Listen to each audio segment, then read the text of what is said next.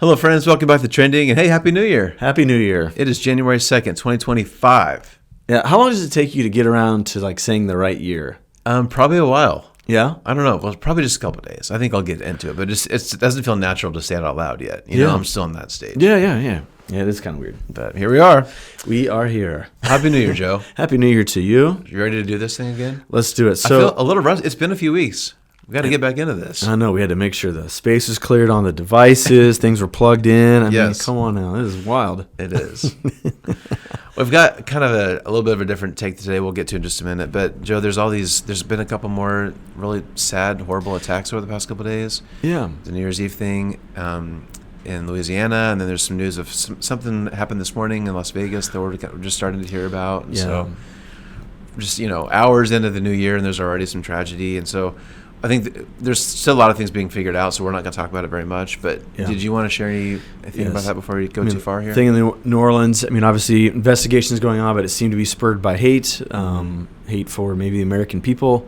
And so we grieve about that, grieve the loss of life. I think at the time of the recording, there's 15 people who've passed, many others injured. So should be praying for that community and those folks. They're probably tourists, some of them not from New Orleans.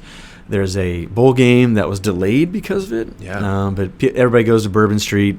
A lot of people do, tourists in New Orleans. So sad for them. Sad for people who have a family member gone now. And then this strange thing in Las Vegas with the cyber truck. Yeah. Obviously, that's fresh and new. So you just grieve. Like every new year is like brimming with potential. And then when you have these things happen, it just reminds you that we should not be governed by idealism because these things can knock us down when we only have idealism in mind. Danger, hardship, loss are within arm's reach always. It's a very complicated equation in God's world. But in these moments, I think like the "This is my Father's world" hymn, even though the wrong seems oft so strong, God is the ruler yet. And in the mystery of all that, I think we can cling to hope. So, that's good. That's my thoughts on the matter. That's good. Continue to follow those and, see what comes over the next days and weeks. But absolutely. So speaking of that New Year, I thought we could talk a little bit about New Year's stuff. Okay. So it's the season of resolutions, and I bet yesterday people drank a ton of water. People read a lot of books. People ran some miles yesterday. Yeah. We're at that time where people are thinking about resolutions and health and wellness, reading, those kinds of things that are always at the top of people's lists. So I thought we could talk about that just a little bit, maybe throw a faith thing in there. Yeah. So I was thinking about that, Joe. I've never really thought about this until this year, but the Bible's actually full of a lot of times where God kind of does this, where something goes wrong, and he kind of just clean slate, starts over, right? Right. Adam and Eve, they left the garden and they couldn't go back. Right. Noah, everyone's gone except for just a few people. Right. The Tower of Babel we've talked about before. Yep. Nope, you're going to go all around the world now. No more of this. So it's kind of weird, interesting. There's probably other things I'm not thinking off the top of my head where God's kind of like, nope, this happened. Let's just kind of start over. Yes. And we have a tendency to do that about once a year. Like, honestly, January 1st is just another day, but that's something about the kind of the symbolic nature of a new year. We want to start fresh and make new habits. And so I guess, what does that say about God? I guess, first of all, I'm sure you've thought about this more than I have. It's kind of interesting. Instead of a kind of a gradual approach, he seems to be kind of, nope, we're going to start over. Yeah. So what is that about him? And do you think that's kind of hardwired in us a little bit? Yeah, that's interesting, yeah. So I think that, like I said, there's several times where there's like a decision that's made and we're not going back. Adam and Eve in the garden, Tower of Babel, confuse their languages and spread them out. Even Abraham's call at the end of Genesis 11, beginning of Genesis 12, many scholars look at that as like Adam 2.0. Like I started with this guy. Yeah. It's not been successful, so I'm going to start with this guy. And there's actually a pretty good Bema podcast episode where the rabbis chime in on why Abraham, like why, what was it about him? I mean, there's many people that God could have chosen, and so there's. But Marty Freeman, I don't know. Marty from Bema. What he does very well is that he begins to kind of bring in some of the rabbinical chatter because there's not a lot of detail. Was it just because Abraham was the fifth caller? I mean, no. Like there was something maybe about him, and they want to kind of put on some ethic on who. Abraham is, and to say, hey, these are the type, when God does make the decision to start over, he picks certain people, and these are certain traits, so why don't you model that as well? So anyways, and then even when God sends them, Israel off into exile, only a remnant returns, right? And there's this one root from the one sprout from the root of Jesse and Jesus, where things are rebooted again. And I think in one way this would have resonated with the Greco-Roman world where the church was birthed. They had a view. It wasn't the dominant view, it wasn't the only view, but that there was going to be a reboot of all things. They call it the Palingenesia. Oh, it just rolls off the tongue, right? Wow. Yeah. Put that on a T-shirt, man. But imagine you're playing video games, and like things aren't, like playing a game of Madden. And things aren't going well. What do? Right. You can hit the reset button. Start over. And the menu comes back up, right? Yes. And so that's more or less what the Greek life thought. They thought that this thing was, if it was going to spiral into chaos, that there'd be like a reboot at some point. Okay. And I think the biblical view isn't that, because we also see God renovating stuff. We don't see him, scrapping a story, but we see God renovating a story. Even the Great Commission at the end of Matthew's Gospel, go to all the nations and preach the gospel. It sounds a lot like the call of Abraham. I will make you a family. That family would be a nation. That nation would bless all people. Right? And so I think that both those things are kind of overlapping in the biblical idea. So it's not just we're going to get rid of everything, blank slate. It's like, no, there seems to be like a removal of that which no longer is necessary. Maybe it was necessary before, okay? So we remove stuff, we renegotiate some stuff, might bring some new things, and then we keep the story going. This happens in church life too. There was once an Episcopalian bishop who said that it seems like God has a rummage sale with the people of God every 500 years. And you could chart this like in the history of the church. Major shifts happen about every 500 years. Really? Okay. And like the Reformation was a 500. And they do think that something is happening within the global church now. I mean, it takes a few generations for it to all come to pass. But there seems to be some sort of a changing around. The epicenter of the church certainly has changed from, Europe and North America to the global South and East. And so, I don't know, there seems to be like this great cleaning out of the garage, and we like lay aside stuff that's no longer necessary. And kind of travel a little bit lighter as we go into the next era of what it means the people of God to be the people of God.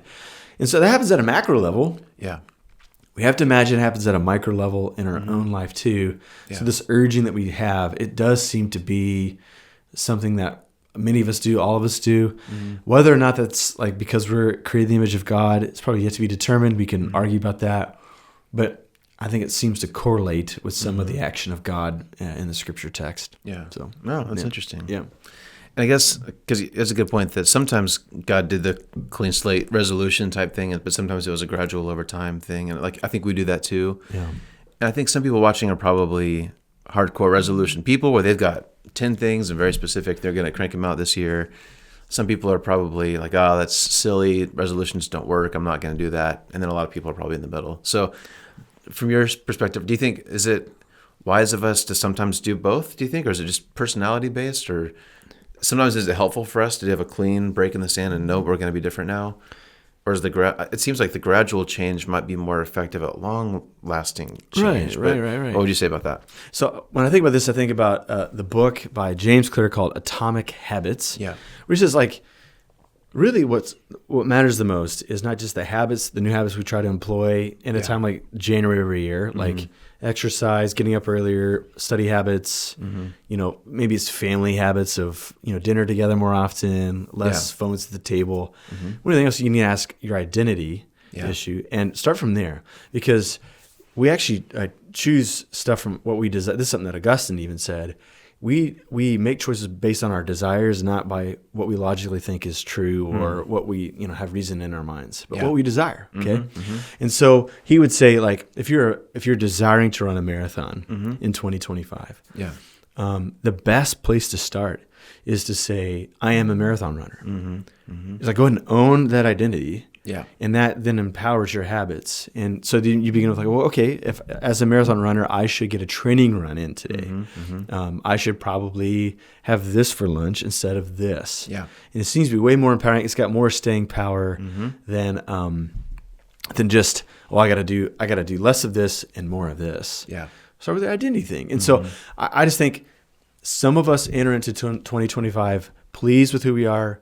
Some of us are not so pleased with who we are. We got to do that work first. Yeah. And then from there, I think we start making our choices and either quitting some things, adding some things, and then I go from there. And then I would say this, Bob Goff, a lovable guy. One time he gave this piece of advice, and I'll never forget it. It's probably been mentioned here before. But he just noticed that everybody was overbooked, overworked, exhausted, stressed.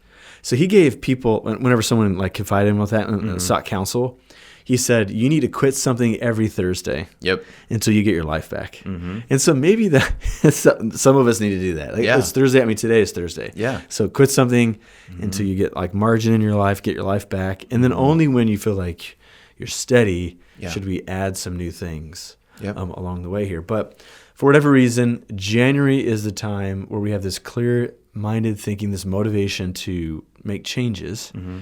I just think we have to start to say, okay, what is the psychology of change?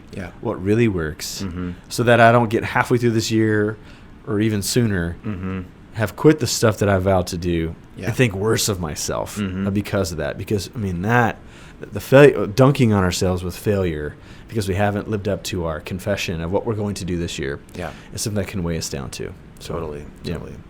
One more question we can maybe start to wrap up here. Sure. I think we've talked about this before, but I don't remember exactly what you said. So I think people tend to kind of fall in a couple of different camps where some people might set some really audacious goals, maybe won't meet all of them, and then they're kind of critical. They're self-critical. Like, I didn't run a marathon this year or whatever. Right. And then we probably both know some people, everyone knows people who probably should make some changes in their life, but they just don't have the gumption to do it, right? They're just kind of content with where they are, and they don't really want to make any changes.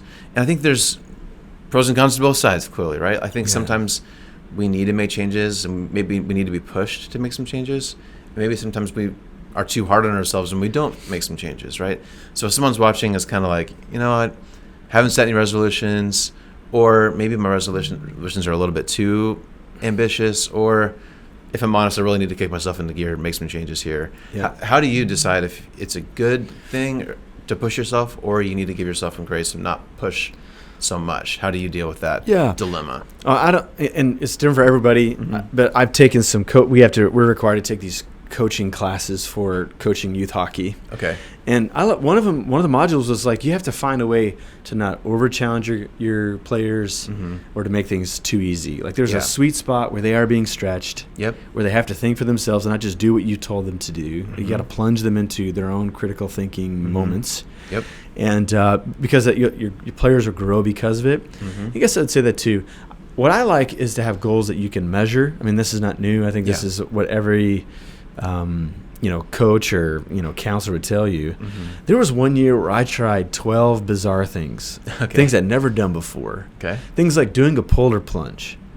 So there was a 5K run on January 1st. I think at Watson Park. This was years ago. And there was gonna be a polar plunge after it. Nice. And I ran that 5K. I was sore because this was a cold day. They had to break the top of the water, the ice, in order to do this. But I did it. I did the Blazing Challenge at Buffalo Wild Wings. So I just I did all things. Before Hot Ones. That's right. You were Hot Ones before Hot Ones. And man, was it hectic. Like it was an interesting experience. But like I said, you know what? Like I'm going to do one a month. One thing I've never done before. And it could be something as weird as a Blazing Challenge at Buffalo Wild Wings, or as directly spiritual as I've got a grudge against this person.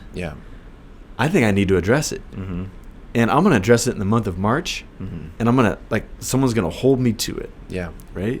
And so I guess I would just say, if it's 3 things this year that you need to do, or maybe one a month. I would just say, find that sweet spot of what's going to stretch you, that's not going to overwhelm you, but it's not going to be too easy. Because I do think there's a spirituality in meeting goals, and it does build a momentum in our lives. And I do think that we can condemn ourselves when we fail. But I think that we need to find that sweet spot of stretching, but not Mm-hmm. way over promising what we're going to try to do. Yeah. So we don't have that condemnation. I think one more thing I would say is the gal that started Spanx, that female clothing company. Yeah. She had an interesting upbringing where her dad actually asked her and her siblings at the dinner table regularly, "How did you fail today?" And it wasn't so that he could like point his finger and mock them, but he wanted his kids to take risks. Yeah. And I thought, how cool would it be if we had a small group in churches Yeah. where we could say, not that I let God down or let others down, but like I tried something big for me Yeah. and it didn't go well. Yep. And to have people with grace in their eyes, grace in their voice to say, even still, you're loved by God, and how great that you took a leap of faith and tried something challenging in your faith. I think that'd be awesome. So we could have like failure small groups. Nice. Fail groups. That's awesome. Epic fail groups. You know, I mean, I don't know. I just think, I think we live in a performance-driven society. I think because we're a part of evangelicalism, there's a streak of perfectionism that runs, even though Christianity is based on grace and the love of God, the abounding love of God, there still is like a judgmentalism. There can be a perfectionism that goes with that. Yeah. So I think that we avoid things that are difficult because we don't want people to say, "Yeah, I told you so." Yeah. That's why we need to listen to More Reliant K. Yes. That I So Hate Consequences song. That's a great song. It's one of my favorite songs ever because at the very end, that coda at the end, you know, he encounters God and he says, "I heard no, I told you so." Yep. That's a powerful word. That is a great song. And I think that we need to say, you know, this year I'm going to take some chances. I'm going to belong in a community where we're talked into doing those things. And I know that if I give my honest best effort, and I do it with love in my heart, with humility, that if I fail, as I face God after it, he's not going to say, "Yeah, I told you so." And I think that's empowering. And I think that brings transformation in our life. I agree. Yeah. Great perspective. That's good. Okay, so whatever your goals are, stretch yourself, but show yourself some grace. Yeah. It's all going to be okay. And be in an epic fail group. Yeah, epic fail group. And listen to Reliant K today. Yes. Like, isn't all good Always Christian a good call. truth, like in the 90s and 2000s of CCM music? It's somewhere in the album. Any deep theological truth is somewhere in that album. So, okay. Like 10 people really liked that. And everyone else has no clue what I'm talking about. All right, man. Well, thanks for that, Joe. Yeah. And we're glad to have you back with us. So thanks for all of you watching and listening. Looking forward to doing this again this year. So Absolutely. hope you had a great holiday season. We're back at it here at Ridgepoint. Hope to see you Sunday and the weeks ahead. And we'll be back here next week. Sounds good. Happy New Year, everybody. Happy New Year. See you next time.